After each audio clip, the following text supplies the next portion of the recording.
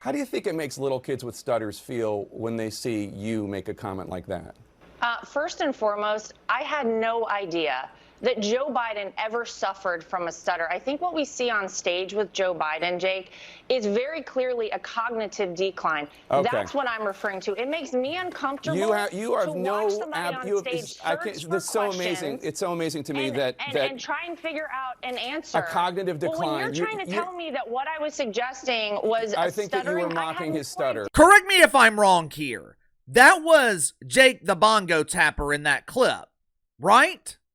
The toxic masculinity that we just witnessed, the downright misogyny, the mansplaining.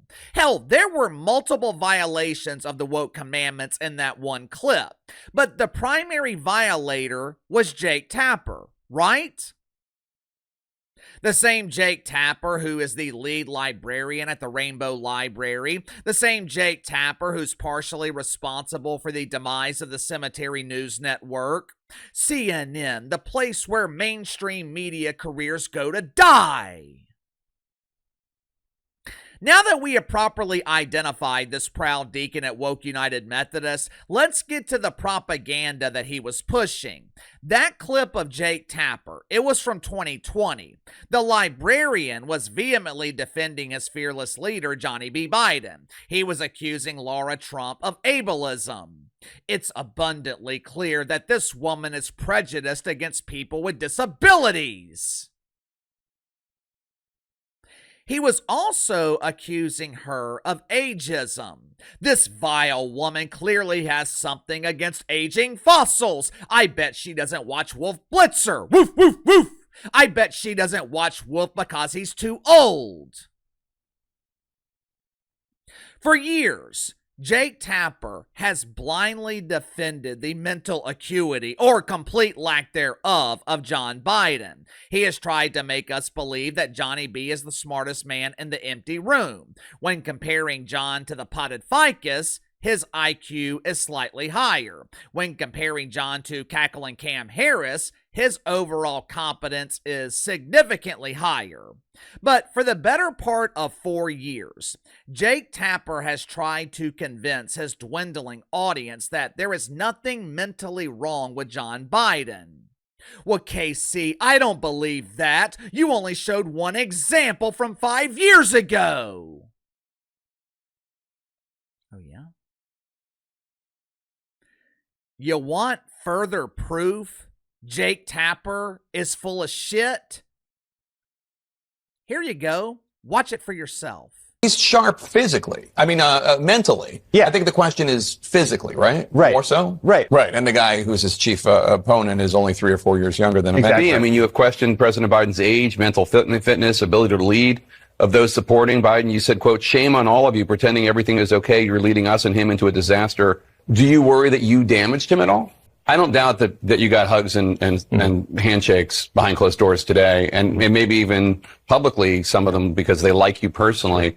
But I've heard a lot of really nasty stuff about you from your Democratic colleagues. Sure. I mean, just like, what is he thinking? Exercise in narcissism. I mean, false claims to the Wall Street Journal about President Biden's mental fitness and acuity. He's 81, and his memory, you know, it doesn't seem great. It's not horrible, but I don't understand the outrage. Now, in his defense, Jake Tapper was simply following orders. He's not the only one in the mainstream media who is incapable of thinking for himself. He's not the only one cashing woke welfare checks in exchange for complete compliance.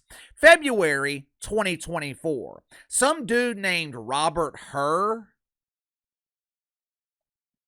I guess Bob was going the extra mile with proper pronouns. Instead of including his proper pronouns behind his name, he eliminated any confusion by making his preferred pronoun his last name. Maybe Bob Greiner and the WNBA will be inspired and do the same thing. I'm no longer Bob Greiner. My name is now Bobby He. Hey, it's me, Bobby He. In February of last year, Bob Hur released a report on the cognitive decline of Johnny B. Biden that should have ended his campaign. He provided details of Johnny's decline. He explained how John was getting grapes confused with prunes. In one extreme case, John accidentally misgendered someone visiting the White House. He saw the 5 o'clock shadow and naturally referred to the visitor as Sir. As it turns out, he was actually identifying as they. The release of this report, it should have ended the presidential campaign of Joe Biden. But one of the reasons it didn't is because Bobby Hur was crucified and discredited by the mainstream media. John Scarborough called him a Trumper on the Morning John on MSNBC. Jeffrey Toobin, who I believe he was the one that was busted years ago spanking the wanker while on a CNN conference call. Jake Tapper was talking in the background while Jeff was watching clips on Lonely Mans of the dancing queen Jackie Mahomes. But Jeff Toobin, he called the report a disgrace. Little Red Riding Hood, Jen Psaki. She claimed that Robert Hur should be investigated. So Jake Tapper was not the only one blindly defending John Biden or being paid to defend John Biden. However, he is the only one with a book to sell. He is the only one who needs normal people to make his book a success. All of a sudden, Jake Tapper wants us to forget about his lies while he finally tells the truth about Joe Biden 4 years too late. Make sure to like and subscribe. You can follow me on Twitter at KC_BTL84. If you've ever been in a Sunday school class, and I'm talking about Sunday school at a real church. I'm not talking about Sunday school at Woke United Methodist where they are teaching the importance of gender and racial identification. 80 or 90 years ago, Elizabeth Warren, she was in Sunday school, and that's when she decided that she wanted to identify as a Native American. I don't want to be Liz anymore. My name is Tallulah. When I grow up, I'm going to be married to Squanto. If you've ever been in a real Sunday school class, I'm sure you're familiar with the verse, "The truth shall come to the light." The problem with lies, they're impossible to cover up. You can get away with lying for a while. You might even be able to get away with it for years, maybe even decades, but eventually, the truth always comes to the light. In this case, with the media blindly defending Johnny B. Biden, they never even got away with the lies originally. We knew they were full of shit 5 years ago. The media was literally telling us that we could not believe our own eyes. They were telling us that our eyes were lying to us.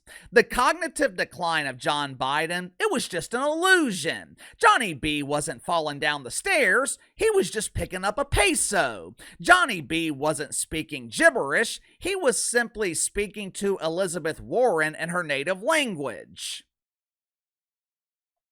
They always had an excuse.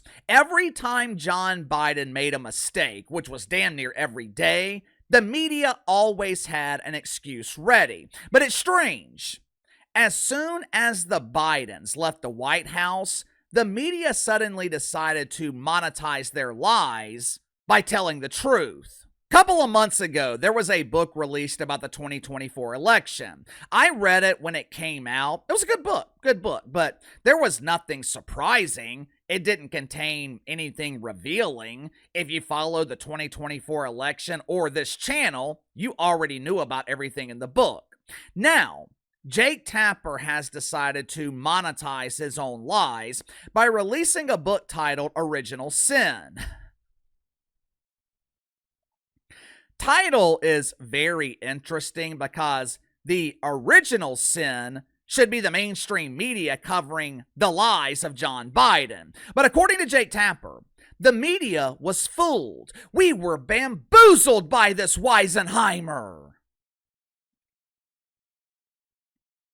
The book is scheduled to be released next week, but excerpts leaked this week. According to Jake Tapper, John Biden was close to being confined to a wheelchair. While he was in the White House, he had this tendency to collapse, not mentally. Johnny B had a tendency to also physically just fall over.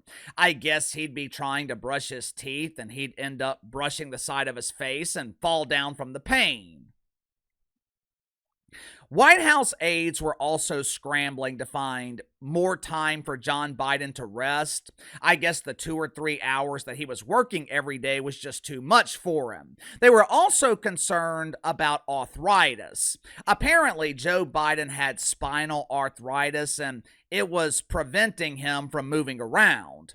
I know we joke around a lot about Johnny B, but I actually feel bad for him. He obviously needed someone to look out for him. He obviously needed someone to look out for his best interest, which in this case would have been retirement. Instead, his own wife, pretend Dr. Jill, she is pushing him to run for a second term when he could barely finish his first term. I just find it ironic that Jake Tapper is suddenly willing to tell the truth about John Biden.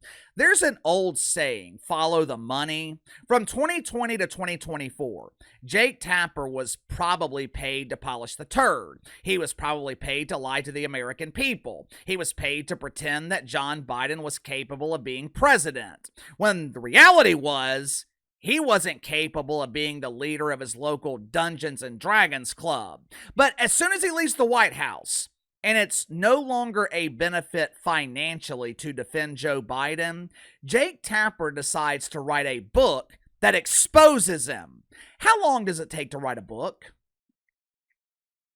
Original Sin is 348 pages. Let's say there's 300 words on a page. That's over 100,000 words. Now, according to Kindlepreneur, it takes 8 to 12 months to write a book that's over 100,000 words. I would imagine that Jake Tapper's book required a lot of research. I would assume that he spoke with dozens of people that were directly involved with Joe Biden. Before he started writing, he had to negotiate a book deal with a publisher. I have never written a book before, but it sounds like a long process. I would assume we're talking, 18 months at minimum, which means it's entirely possible Jake Tapper was writing this book while he was lying to all of us. To his credit, Jake Tapper is taking the criticism that he is receiving well. He has been universally criticized all week for exposing himself as a liar. Earlier this week, Jake Tapper claimed that the criticism he was receiving was legitimate. It was fair. He basically admitted that he was full of shit. At least he had the decency to finally tell the truth, but it's hard to believe the sincerity of it because Jake Tapper has been lying for years. I'm supposed to believe you now?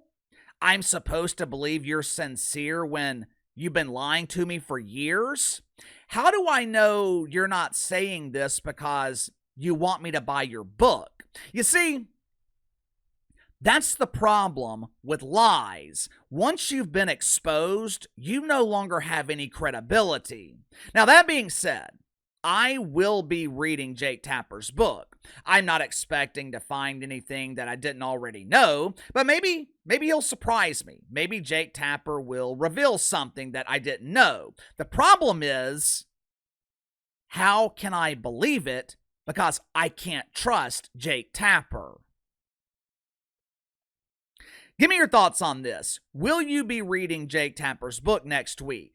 Is he pandering to normal people in a desperate attempt to sell books? Can we even trust the information in the book after years of Jake Tapper lying to us? Let me know. Sound off in the comments below. I'll see you guys later.